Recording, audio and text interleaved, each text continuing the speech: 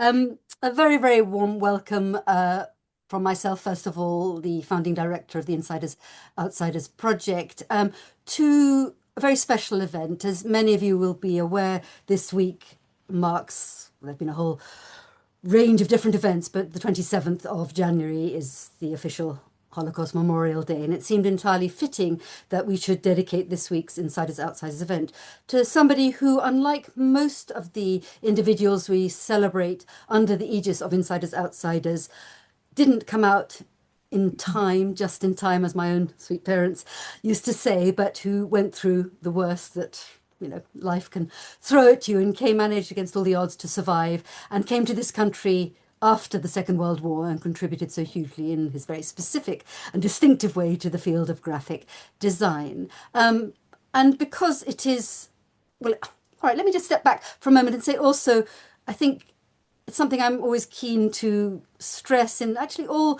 the offerings that Insiders Outsiders puts out there, that the refugees who came out in time, they were the lucky ones, clearly. They are success stories. We celebrate, quite rightfully, I think, their achievement, but achievement against all the odds, I think, against many, many obstacles. And let us never, ever forget that even for those who came out in time, before the outbreak of the Second World War, the family story is always, without exception, I think it's fair to say, one of profound loss and indeed deep trauma.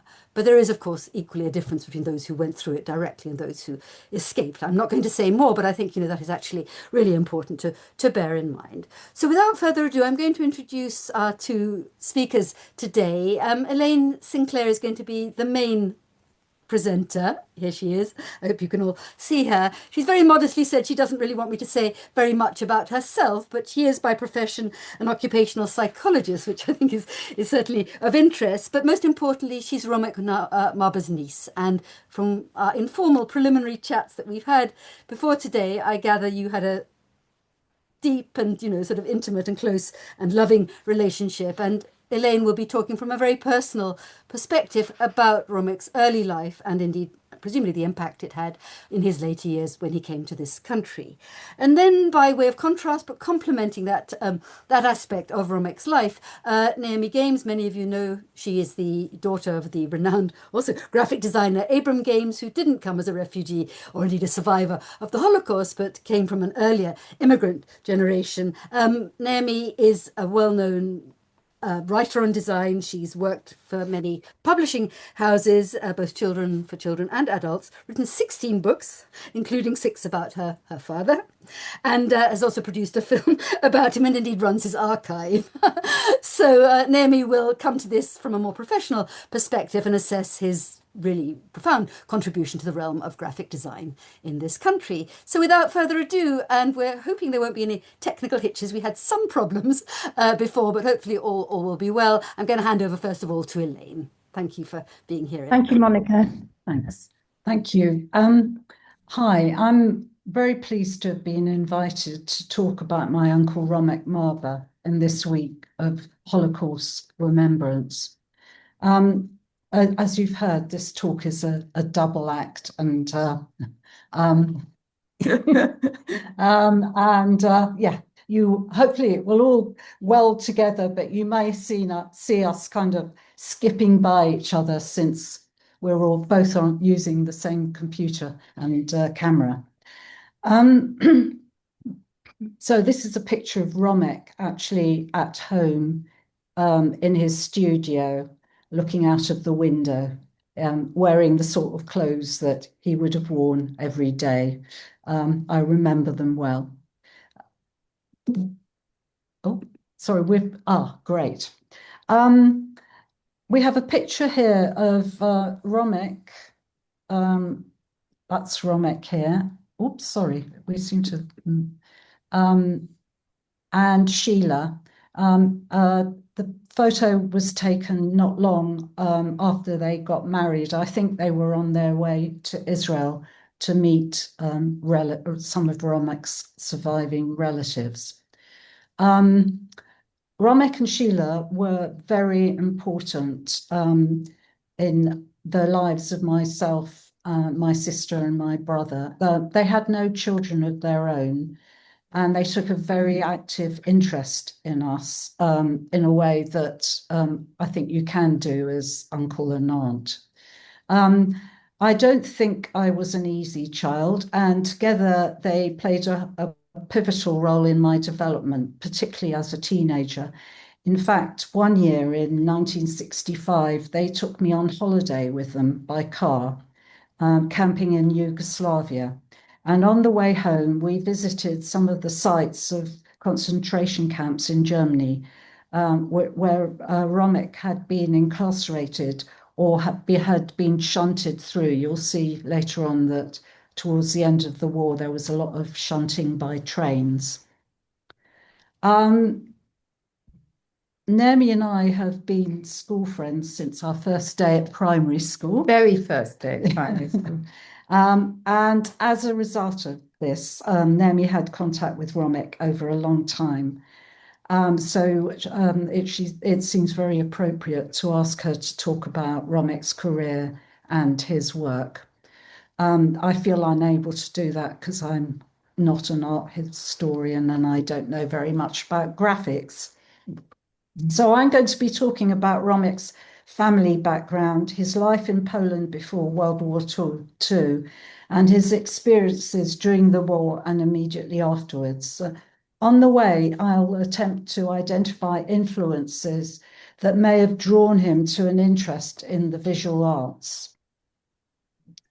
I'm hoping to pass on to the next. Oh, did I explain that the other picture with Romek and Sheila is of myself, Romek, Susan, and Michael, my sister and brother.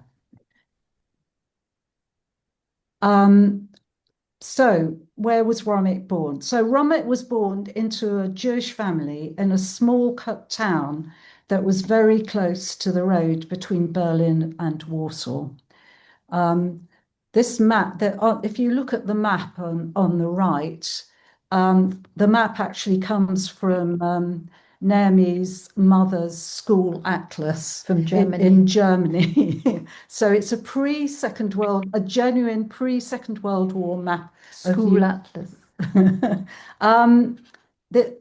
can see Turek, where Romek was born here, and Warsaw is there. You can't actually see Berlin, but it's somewhere along this road. I think that's Poznan along there. And Łódź is here. We're looking at sort of central Poland. So he was born in Turek, and he grew up in the top flat in this picture of the pink house. So he grew up in this flat over there with a balcony.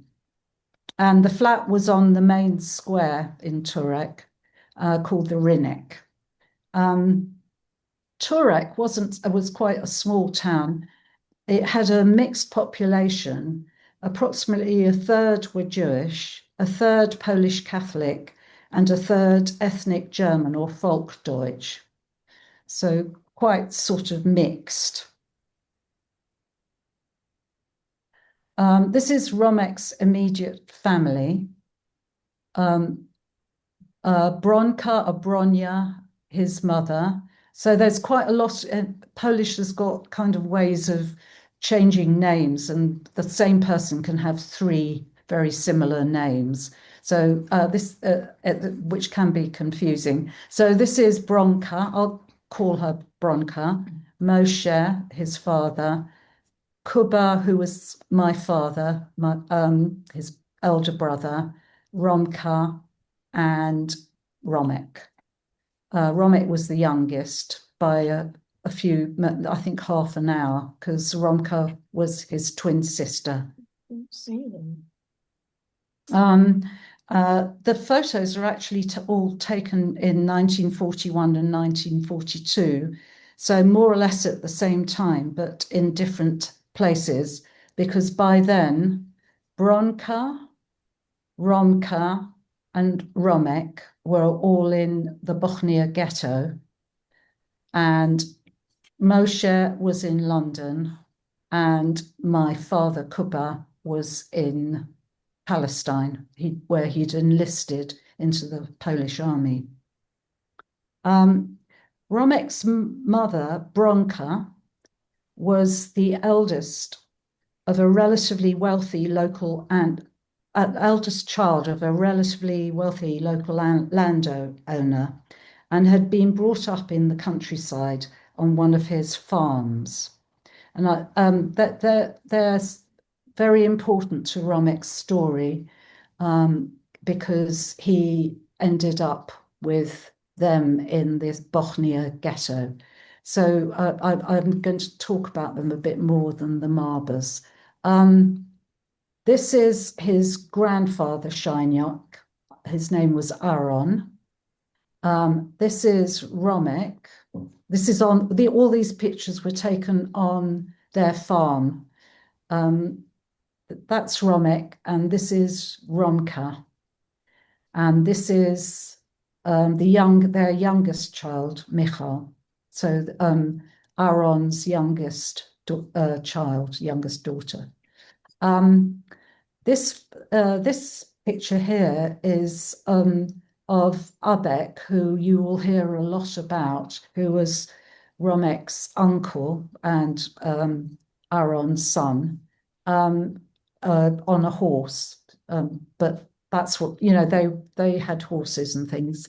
And this is Romek, Romka, Michal, who you see on the top photo, on a cart on the farm. And you can see the photographer at the bottom, the shadow of the photographer, who was Abek, who Romek was with for a long time. And the final photo has actually got both of the Shinyok grandparents on it. So there's Aaron, there's Nechama. This is Romka, so they're babies. Romka and Romek are babies. I think you can just about see Romek down there. And this is my dad in pride of place driving their Lancia. They only had it for a short time because there was no infrastructure for cars in that particular area of Poland. So they were unable to keep going with it. Oh, I'm trying to go backwards. Oh, great, lovely.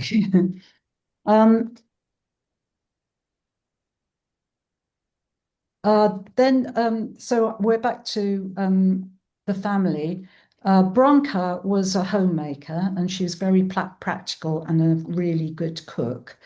Romek's father, Moshe, came from a family that originated in Warsaw. His father, Romek's grandfather, Marber, had come to Turek to work for the Shinyok grandfather, Aaron, that we've just seen.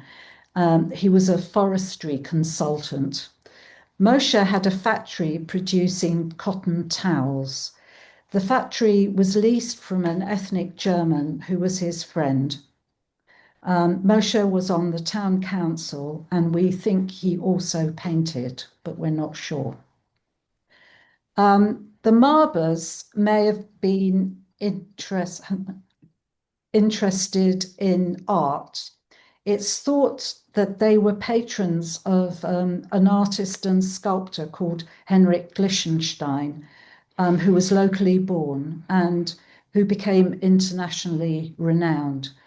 And this is a painting that Lichtenstein did of Romek's aunt, his father Moshe's sister, Fela.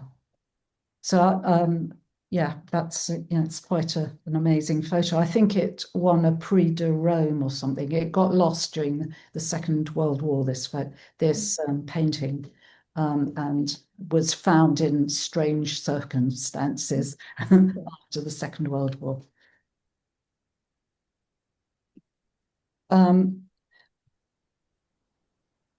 Romek and Romka went to a Jewish primary school, and then they both went on to study at the local gymnasium. Romka and also my father Kuba worked hard at school, but Romek wasn't very diligent, and he got into a lot of scrapes. He ran away from home quite young to his mother's family in the countryside, which was, quite a long way to go as a small boy. And he brought home from there a dog, very much against his mother's wishes, but actually managed to hang on to it somehow. He got to fight in lots of fights at school. He was quite feisty, I think. Poland was invaded by the Germans when Romek and Romka were 13, almost 14. And Turek, being on the west of Poland, was annexed into the German Reich. Kuba, that's my father, then aged 18, and Moshe, Romek's father, fled to Lithuania after a tip-off from Moshe's ethnic German friend that he was about to be arrested. His friend had become mayor of Turek. Bronka, Romka, and Romek stayed in Turek because the experience of German occupation during World War I had been good, and it was thought that it was the adult men who were at risk. The three of them went to live with Bronka's parents in the countryside, but Germany was after their land and that of other local landowners. Romka, Romek, Bronka, and the Shyniak grandparents, Aaron and Nahama, were soon resettled with other Polish landowners in Bochnia, near Krakow in southern Poland. When they first arrived, the Jews and Polish Catholic landowners from the Turek area lived together. But then in 1941, the Germans built a Jewish ghetto and the family were moved into this. Romek found work, actually it was forced labour, in a carpentry workshop, which was part of a factory converting lorries from occupied France into mobile offices of various different types and into command cars for the German army. This, amazingly enough, is a German propaganda photo that just happens to show Romek in the Bochnia workshop. Romek found the photo completely by chance on the US Holocaust Memorial Museum's website. The training Romek received in the workshop proved important to his survival. I think he may also have developed an interest in design in this environment. It seems likely that each lorry had a different function and needed to be designed individually. The people in management roles in the factory were Jewish architects and engineers. You can see the factory manager in the background here, who was an architect. The work was a kind of apprenticeship. Romek learnt a lot of technical as well as employment-related skills in this workshop. And Romek's love of making things in wood continued through his life. On the edge of this slide, you can see a photo of a model of the spiral staircase he designed and had made for his home in Essex. The German in charge of the factory was a staff sergeant in the German army called Gerhard Kurzbach. One day in August 1942, he had the gates of the factory locked shut. Workers were told there was so much work that they had to work overnight. When the gates were opened late afternoon the next day, the ghetto was empty. Romek's mother, sister, and grandparents were no longer there.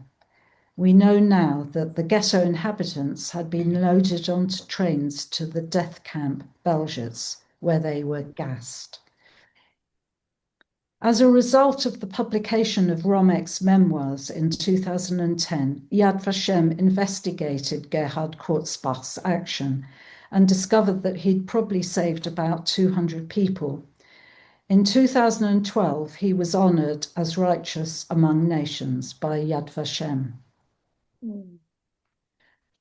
Romek was now totally on his own. He was 16 years old.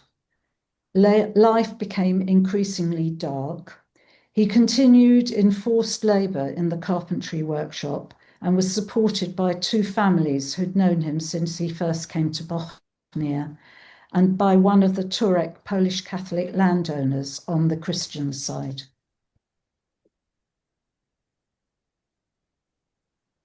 This map, which you may not be able to see that clearly, it's got a lot of detail on it, shows Romek's journey.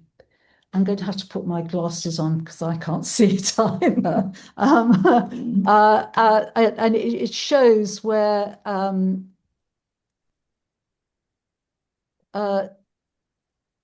it shows a Bochnia, which is over here, and the journey Romek made from there until the point he was liberated, which is somewhere down here. God, I can't even read it with my glasses on. Yeah, I think sort of up here actually was where he was. Up here was where he was liberated.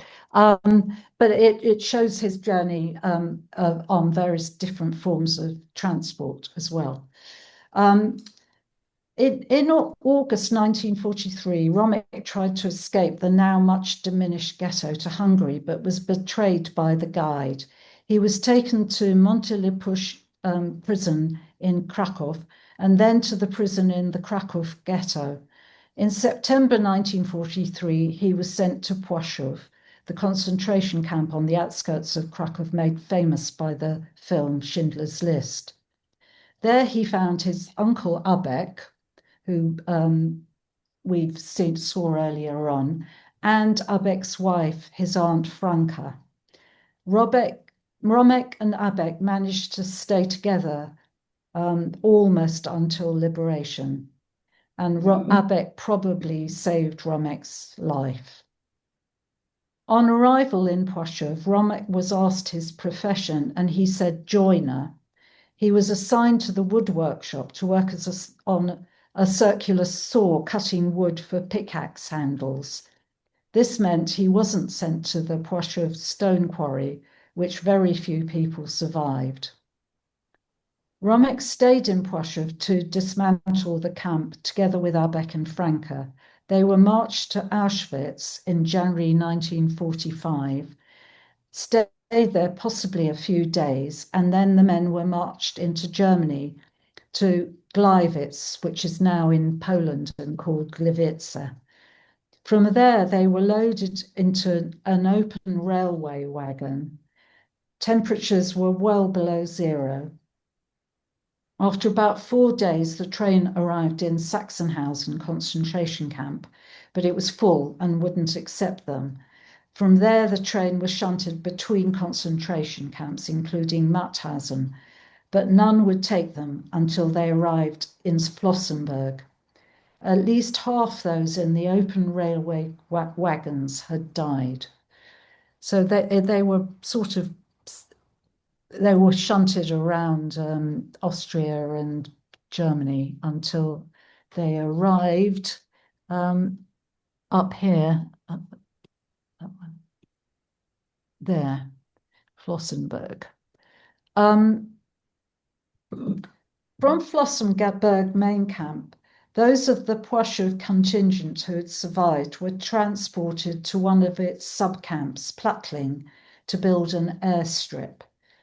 Plattling's just a little bit south. Yeah. I'm not finding my cursor. It's fine, actually. It's there. That one. Yeah, that one. No, yeah.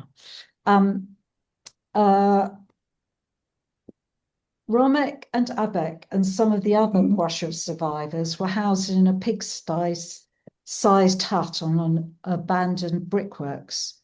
The Allies were advancing. After a short time there, Romek became ill with typhus, losing consciousness. Abek was forced to join the death march out of the camp and left Romek for dead. When he came to, Romek found the brickworks empty, no prisoners, no guards, no dogs. The camp had been liberated by the US Army. It was April 1945. After liberation and sometime in recovery in Plattling, Romek began his search for family. He tried to cycle into Switzerland where he thought he would find his father, but was unable to get over the border. He found his uncle Abek in a convalescent home in Traunstein, relatively nearby to Plattling. His cousin Moshe found Abek and Romek in Traunstein. Moshe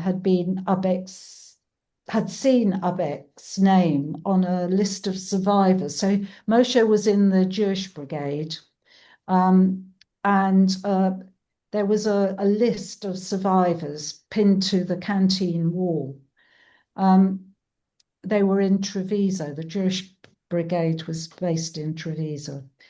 He brought news that Abek's sisters and a brother in Palestine were alive and well, and that he had seen Kuba in Palestine when Kuba joined the Polish army in 1941. He thought he would have heard if he was no longer alive, so it was then assumed that he was still alive. Moshe, the cousin, thought Romek's father was alive too, but not in Switzerland. A few days later, he returned to Traunstein with a Jewish brigade lorry to pick up Romek and Abek and take them to Italy, from where they planned to move on to Palestine. These are photos taken after the Second World War. The first one is Romek actually wearing a Polish army uniform, although he wasn't in the Polish army. But he spent a lot of time playing table tennis there. And the other one is Abek after I think this photo was taken very soon after liberation.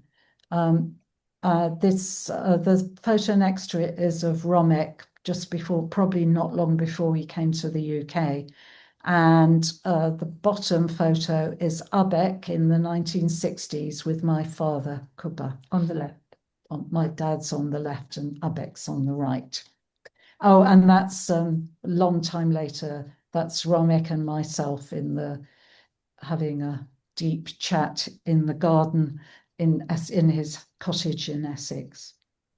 Romek and Abek registered at an UNRWA displaced persons camp in Modena. This registration meant they could stay in any displaced persons camp in Italy. And Romek was to make full use of this facility, traveling around Italy for a year on the roofs of trains. And I think that, again, may have had an impact on his interest in the visual arts. Abek and Romek were found in Modena by a soldier in the Polish army who visited every displaced persons camp he passed to try to get news of his family and friends from Turek. Not long after the soldier left Abek and Romek, he happened to bump into a family friend, Ben Rockman, and I can see Ben's son in the audience here. He was also in the Polish army and also from Turek. This friend knew that Moshe, Romek's father, and Kuba, his brother, were alive and living in Britain. Ben used the relatively efficient forces post to enable contact between Romek and Abek and other surviving family members. Romek's father, Moshe, tried very hard for over a year to get a visa for Romek to come to the UK, but his applications weren't successful. Romek wasn't eligible because he was 19 by that time. The cutoff age was 18. In the meantime, Kuba, Romek's brother, was working as a miner in a coal mine in Stoke-on-Trent. The miners' hostel where he lived had a visit by Tom Dryburgh, a Labour MP, and Kuba was asked about his family. Within 2 days, a directive was issued to the British Embassy in Rome to provide Romek with a visa. He arrived in London on the 8th of August, 1946. These are some pictures of Romek in the UK. The one on the left was obviously earlier than the one on the right, but it shows Romek still cycled in 2011. Thank you. I'd like to ask Naomi to. Right. So we're not going to skip over each other. We're moving. Okay. Hello. Good evening, everybody. I'm honoured to speak for my dear friend's uncle, Romek, who I've known since the age of 4 or 5.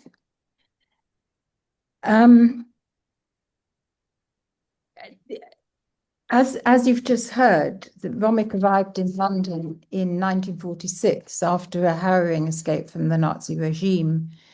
Finding a job sweeping floors in a clothing factory, a dress designer suggested that as he was interested in art, he should attend evening classes in drawing at St. Martin's School of Art. Romek, who had aspirations to be a painter, and you can see here he's very interested in the fine arts. He applied to the Committee for the Education of Poles in Great Britain, but was told he could only receive funding if he did a course in applied arts. St. Martin's had a course in commercial art, and Romek had no idea what that was, but the word art was the attraction. He attended St. Martin's from 1951 to 53, where he met his dear wife, Sheila Perry, who he married in 1958. There's been From 1953 to 56, he studied graphic design at the Royal College of Art. Lucky for him, he narrowly missed my dad, Abram Games, who'd been teaching there 1 day a week for years, from 1949 to 56. And I say that because my dad was a strict tutor. However, my father was at Romek's college interview and asked him why on earth he would want 3 more years of study when he was perfectly good enough to get a good job immediately. Typography was not a subject taught at St. Martin's nor at the Royal College of Art yet. So when his friend and fellow student at the Royal College, Alan Fletcher, the great designer, he became a great designer, recommended Romek replace him as assistant to the prominent typographer Herbert Spencer, Romek jumped at the opportunity. With Spencer, Romek learnt the principles of typography and how to mark up artwork ready for the printer.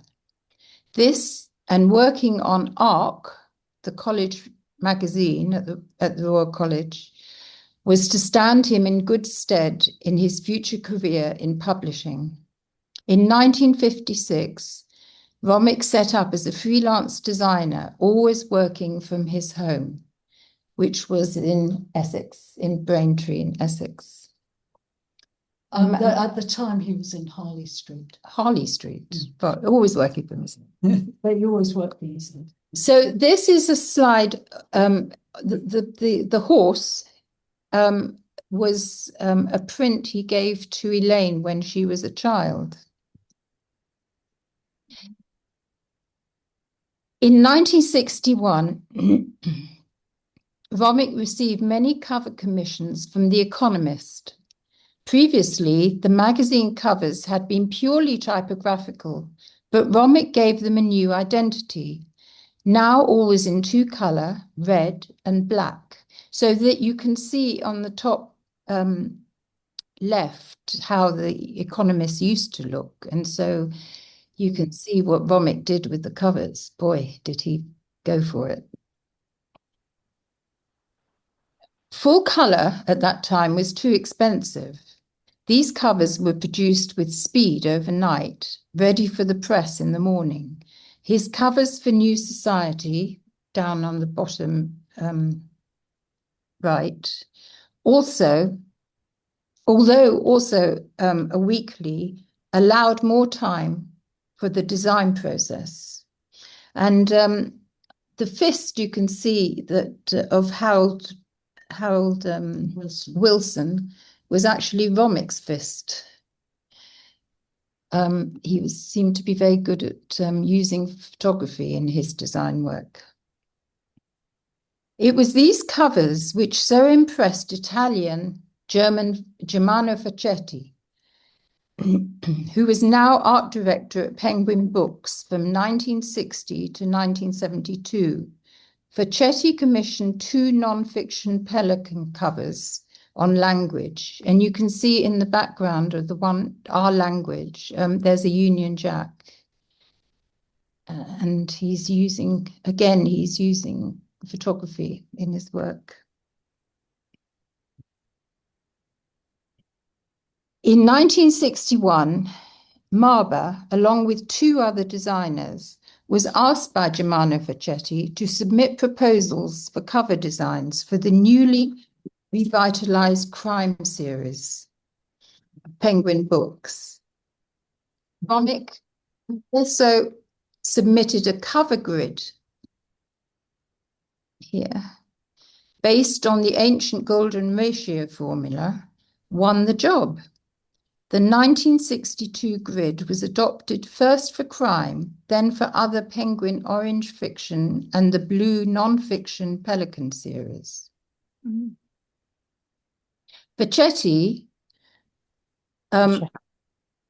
Facchetti was an Italian communist, and he was another émigré who had suffered a horrific war. He eventually became a political prisoner in Mauthausen.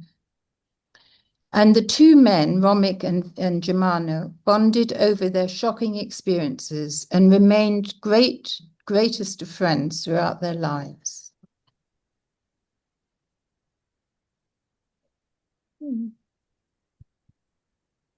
The crime covers were tested out at railway stations and at airports and became very successful. Although interested in, but not versed in photography, Romek ingeniously adopted the use of collage and photograms. A photogram, in case you don't know, is an image created without a camera.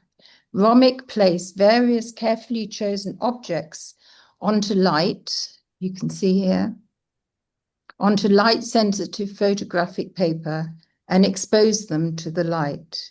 He sometimes used himself as a model.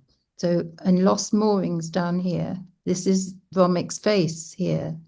And I think this one, the case of the substitute face, was probably Romek under the bandages. He designed an estimated unbelievable amount of 77 crime covers from 1961 to 65. He was paid 30 guineas per cover. Many other designers, including Romek's dearest wife, Sheila, continued to design crime covers in his style and following the Marber grid. You can see that spot red was added in some of the covers here. There's a spot red. And this little figure, little white figure here, appears in all Belzec's novels. He creeps in somewhere. It's a little...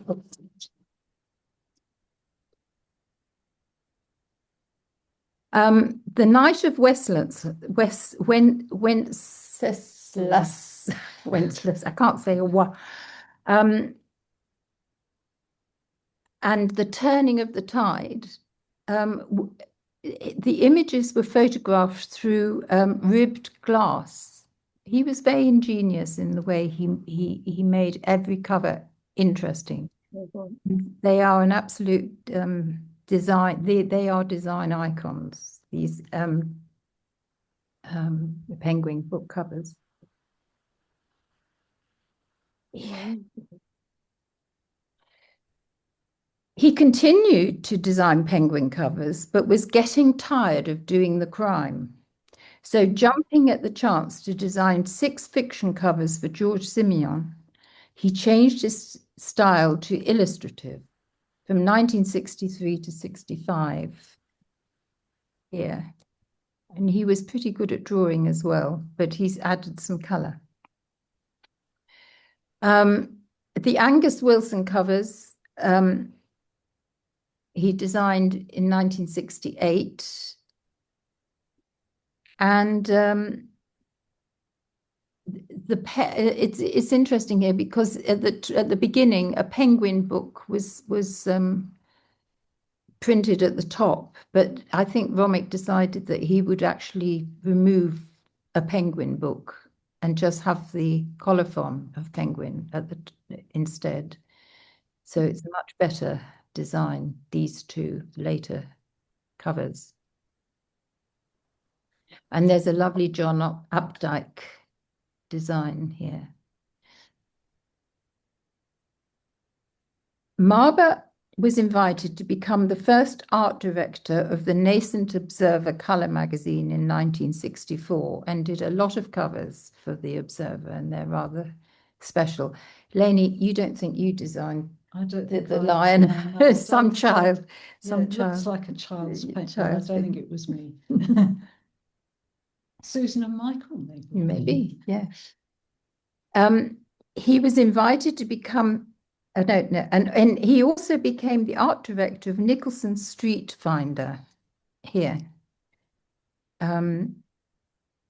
Having met the Nicholson family at St. Martin's School of Art, they became lifelong friends. Robert Nicholson commissioned Romek to design an emblem for cunic partition symbols, systems as well. And Romek was pretty good at designing emblems, including for Barnard's Fencing and Wire, for which he won a design award in 1972. That's a beautiful symbol, I must say. The one at the bottom, this one. Yeah. During the Cold War and 4 years after the Cuban Missile Crisis, Peter Watkins directed a docudrama, The War Game. I'm sure you've all heard of that, in 1966, and it was commissioned for the BBC, but it was considered to be too horrific for the public and was banned, though it did have a limited cinema release in 1985. Romek not only designed the poster, but he also designed an animated trailer and its film title. And it doesn't work. We can't press it, which is sad. Sad we can't do that. Romek enjoyed teaching design students while still practicing professionally.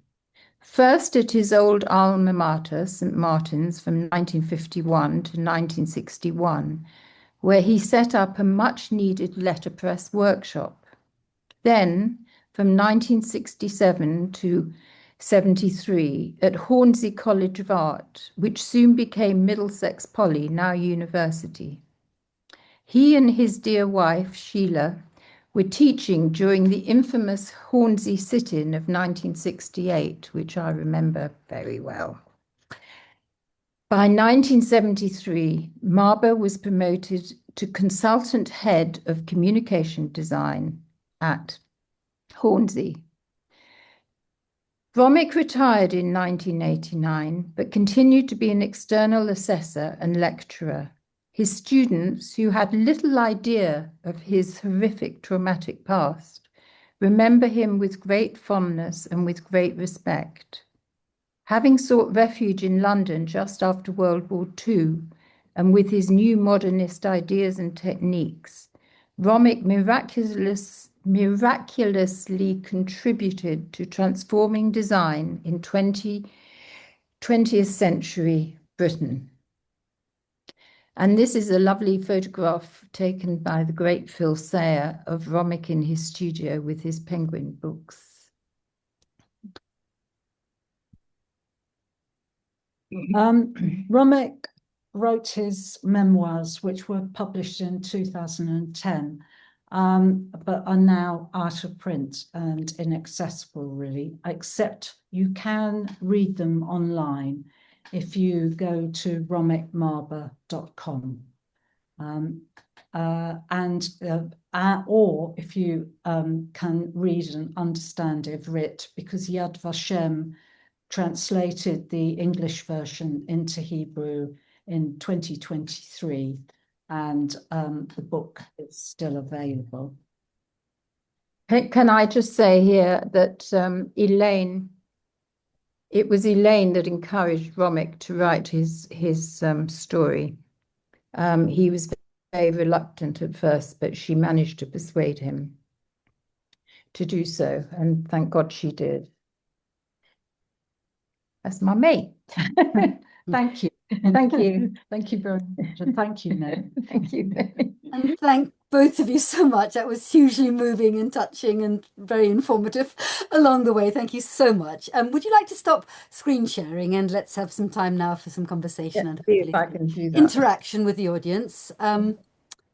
Yes, Stop. do you want to just stop sharing? Okay. No. There we go. All right, and I'll I've just, lost my pen in case I need to write something down. Here's a pen. Thank you. Okay. Hi, guys.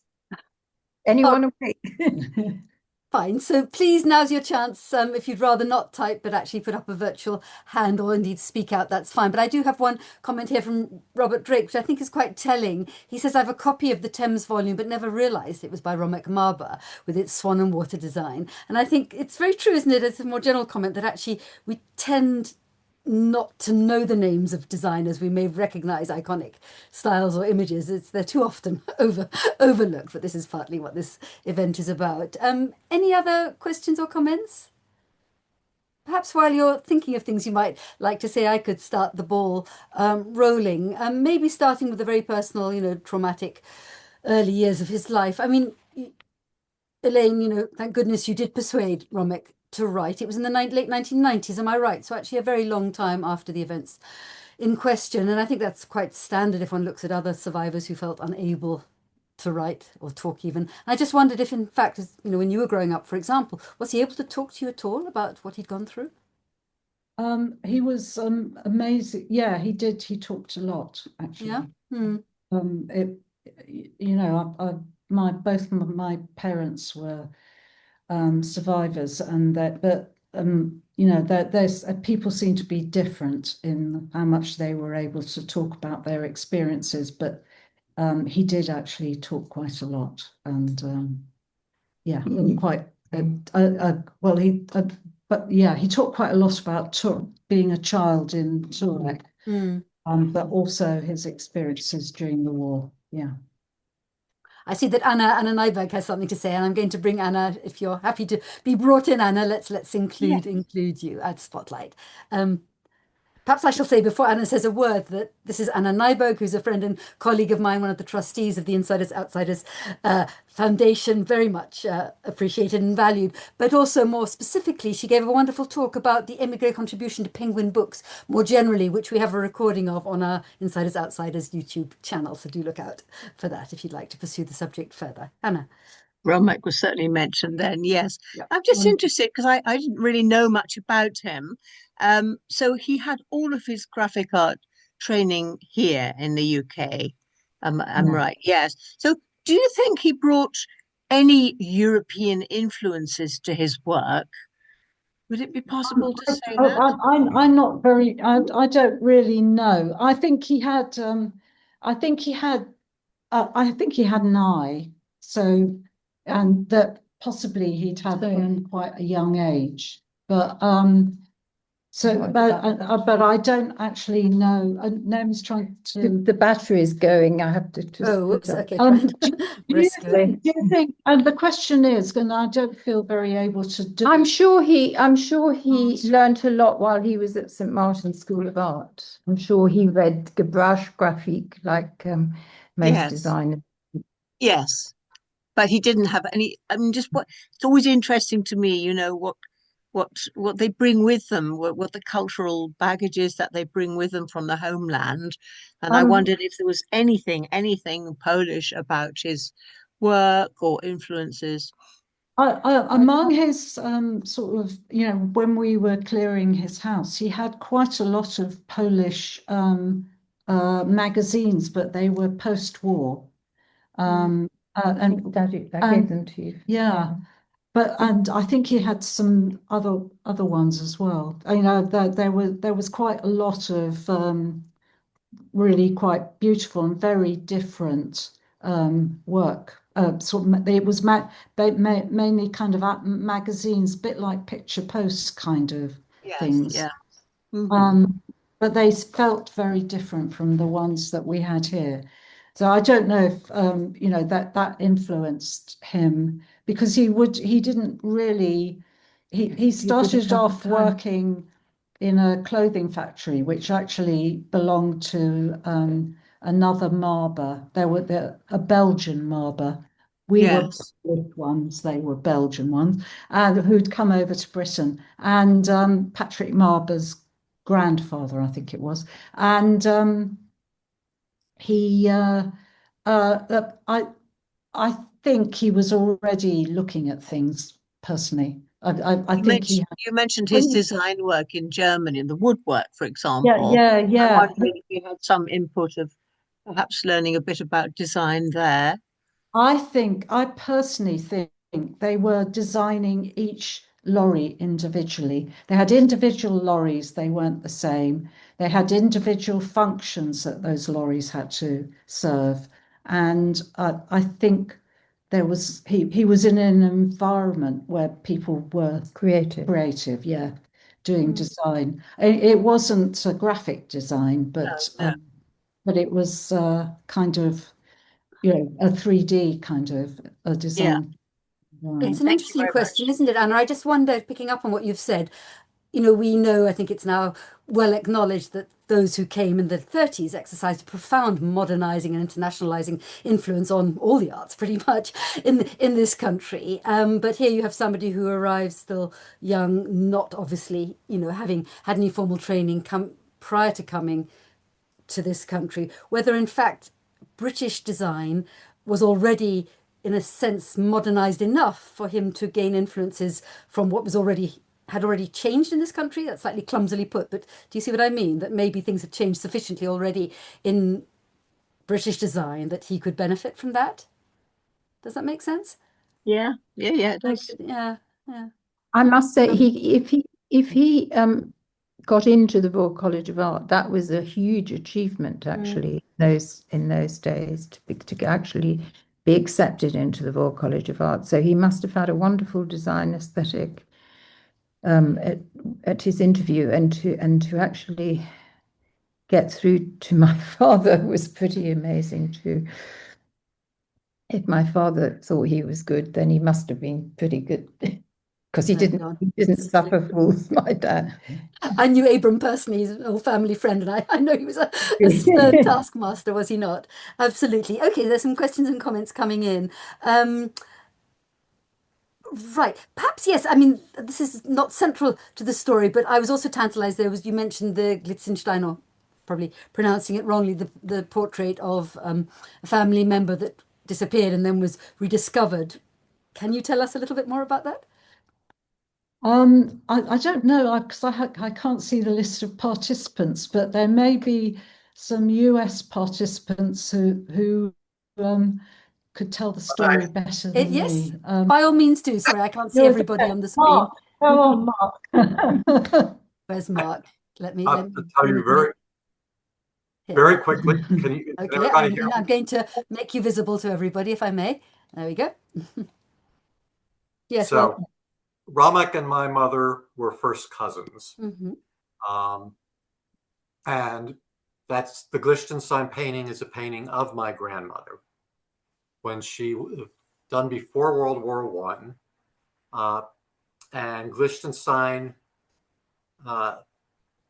gave it to her as a present for having served as a model for him. He did a series of portraits of her. When he won the Prix de Rome twice, on one of those occasions, he asked to borrow the portrait back as part of his entry. And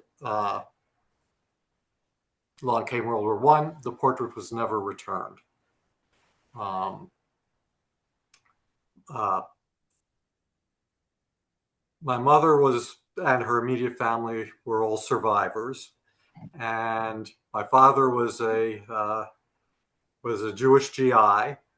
They met in Paris in 1944, and my father was an attorney.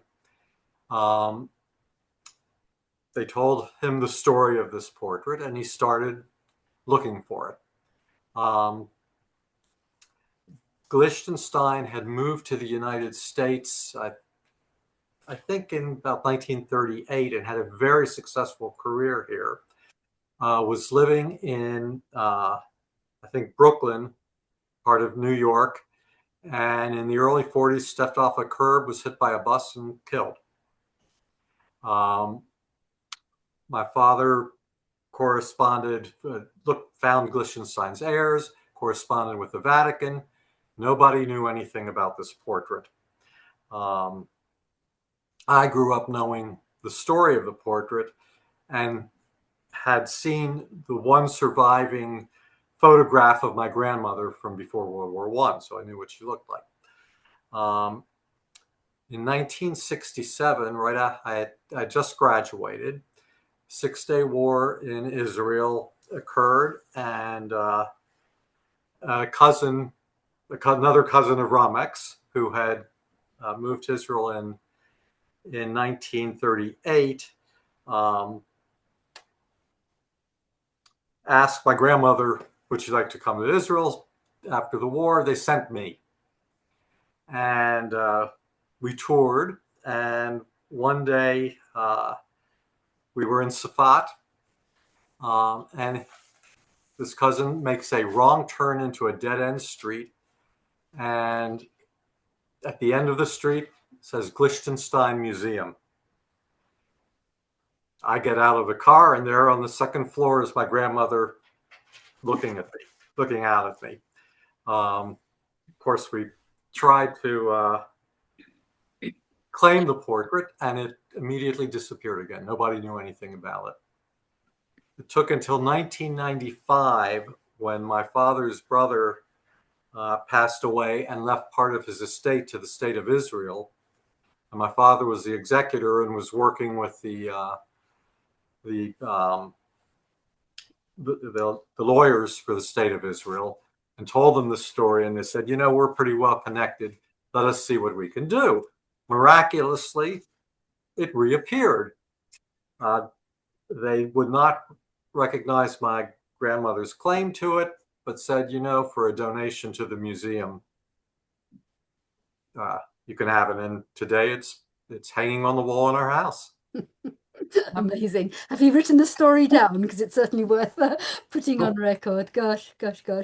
I'm looking at the clock, and we can continue for a little while longer. We've got somebody from the Polish side of things. And indeed, I noticed a number of, to me, difficult to pronounce Polish names in spite of my father coming from Poland. And I'm curious to know something about the Polish perspective. But Joanna from POSC, the Polish Cultural Centre, as some of you may know, in London, she'd like to make a comment about Romek's possible connection to the Polish poster school. So do unmute yourself and yeah, I am join unmuted. us.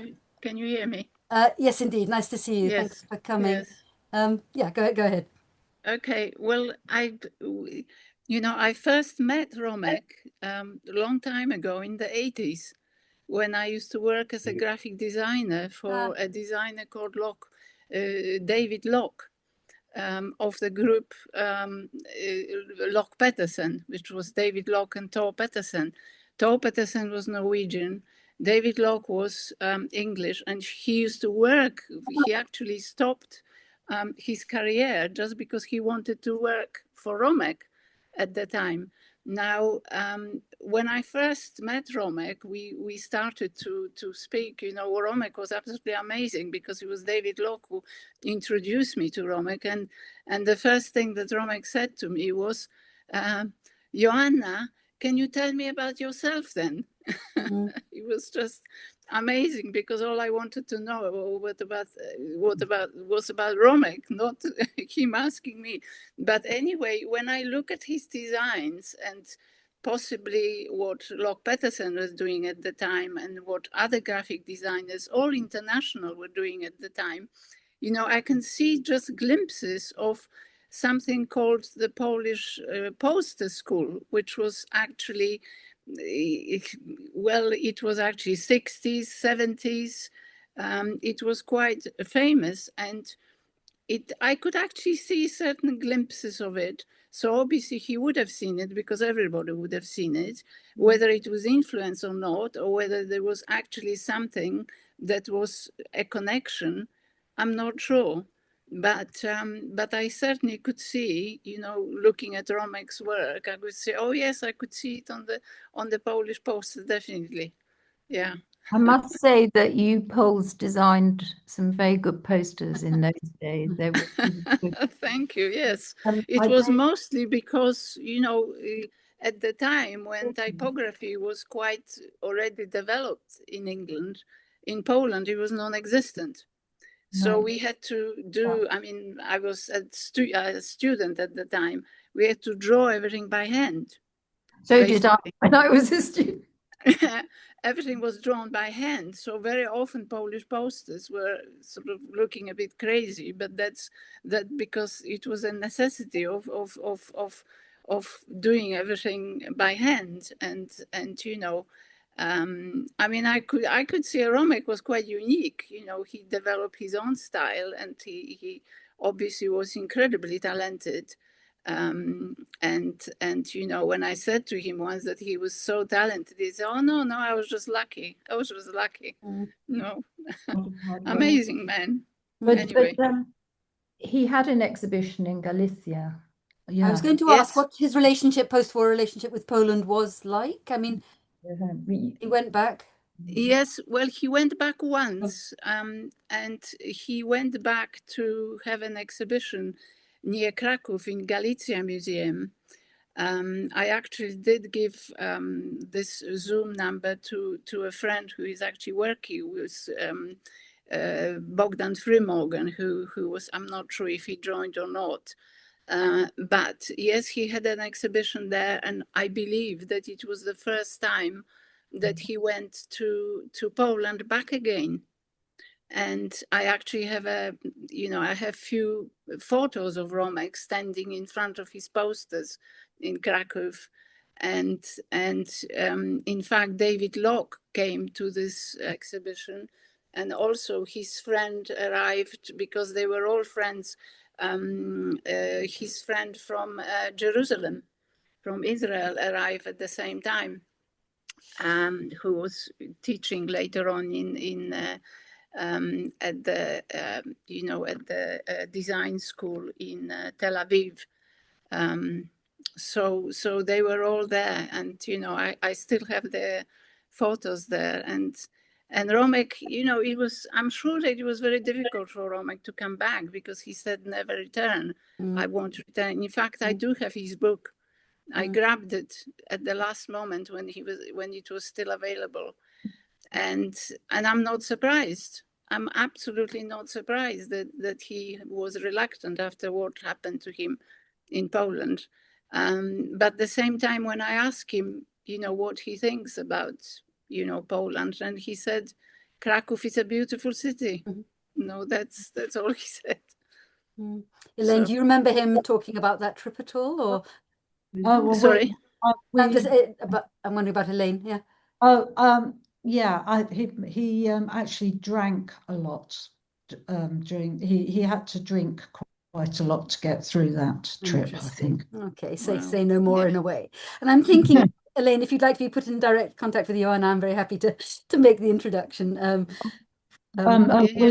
With Joanna, we sort of we know each other. Yeah. All right.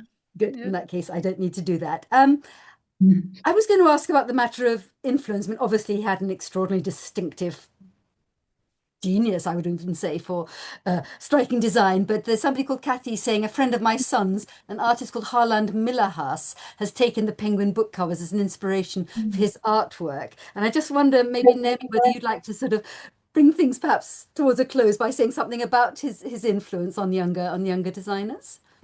Harlan Miller, it's Harlan Miller. Miller has, oh, I'm sorry, yes, Miller No, has. I think it's Harlan Miller's got an exhibition at the Design Museum now. Ah, interesting. Exhibition Okay, of yes, work I there misread it. now.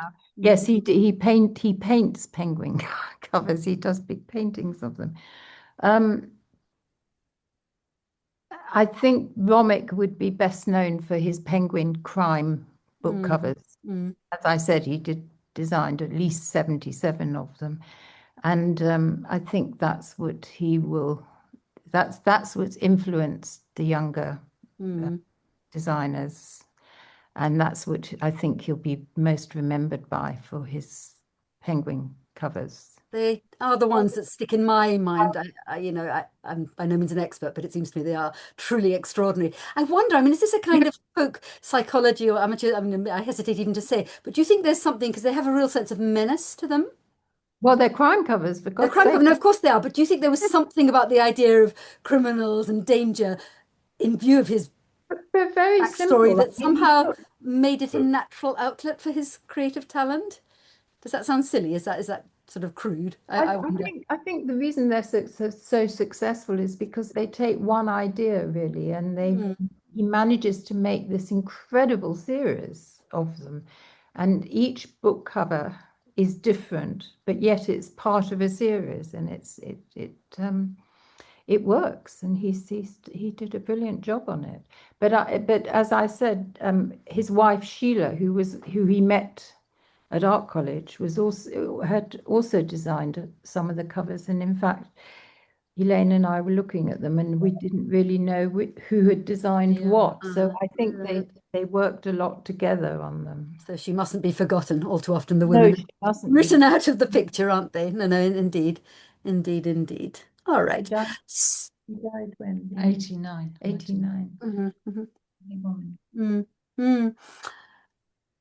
Anybody else would like to ask or chip in some way? Please feel free, because now is the time to do so.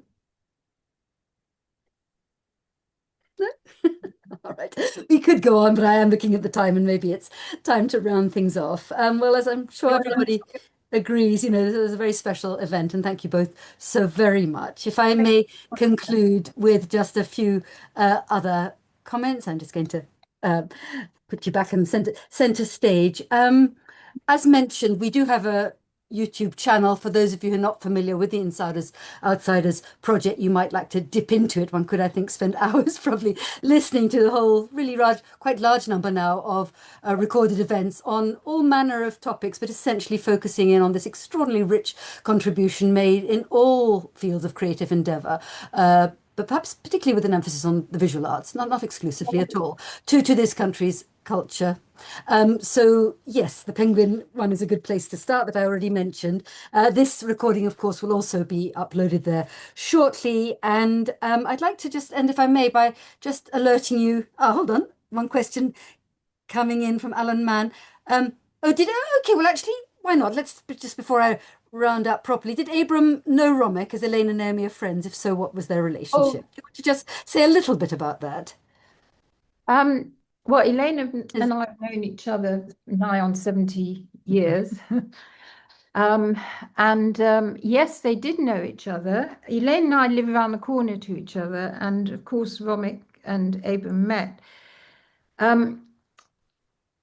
They met professionally and they liked each other very much, but I don't think they were in each other's orbit very much, because there was a big generation gap, because Abram was older, a lot older than Romek.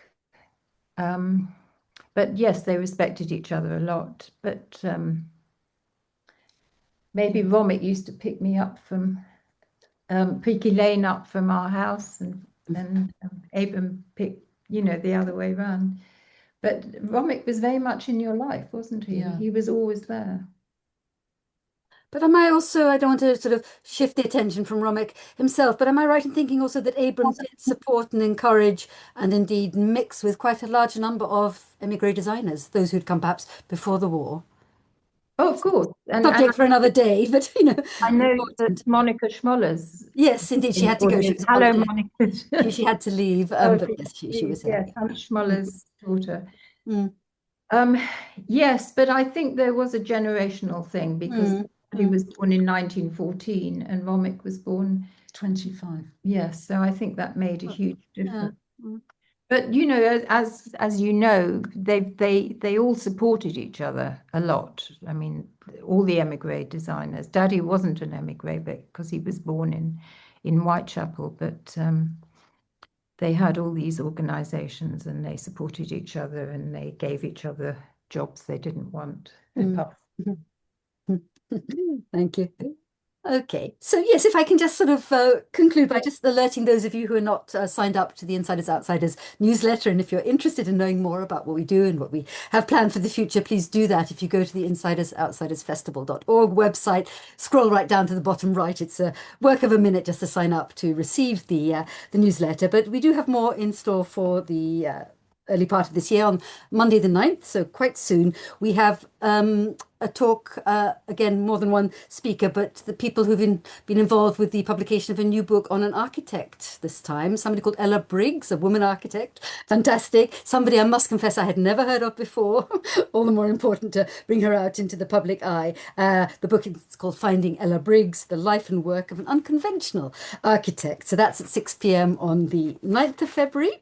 On the 16th of February, we have what again promises to be fascinating, different, but related in certain ways. Juliet Sikrava is going to be talking about a family to which she is actually related, the extraordinary Cassira dynasty, you might even say. The Cassira family, philosophers, publishers, you name it. That should be very, very interesting indeed. And last but not least for this sort of series, if you like, it's Anna Nyberg, you've had a little taste of today, talking on the 25th of February on the occasion of the imminent publication of her new book, brand new book, forthcoming book on the history of Thames and Hudson, because of course the history of art publishing is very much an emigre story as well. Good. Well, once again, thank you, everybody, for being here. Thank you from the bottom of my heart, Elaine, for agreeing to do this, and Naomi for being such an important part of the event too. And I hope to see some of you at least again at future events. I see a virtual hat clapping there in the background. Thank you very much. All right, lots of nice comments coming in. All the very best, everybody. Take care. Bye. Bye. Bye. Bye.